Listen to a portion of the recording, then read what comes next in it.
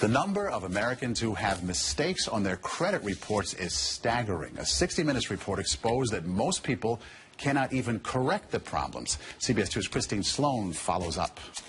Meg Pasternak says a mistake on her credit report nearly destroyed her credit. We had to present so much documentation to say this wasn't ours, and then we still had to pay something to get it rid of it. Pasternak says it took months to resolve the problem. You feel kind of helpless because they got you under the gun if you need to get a new car or a house or for anything. Pasternak is not alone in her frustration. A new government study finds up to 40 million Americans have mistakes on their credit reports. But an investigation by Steve Croft on 60 Minutes finds most people get nowhere trying to correct an error. Ohio's Attorney General tells Croft that is a clear violation of a federal law. The federal law says that if you believe that there is a mistake, you can go to them and they have an obligation to do a reasonable investigation.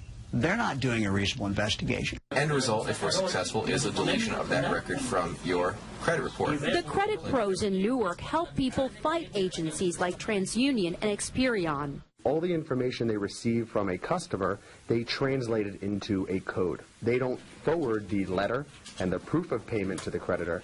They just forward the 3-digit code. So the best way to protect yourself? Go directly to the creditor rather than going to the credit bureau themselves. Another good habit to get into, check your credit report periodically to make sure there are no changes.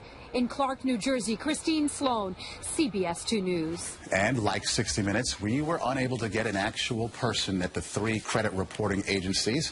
60 Minutes was referred to the spokesperson for the agencies, who provided a statement citing an industry-sponsored survey that showed 90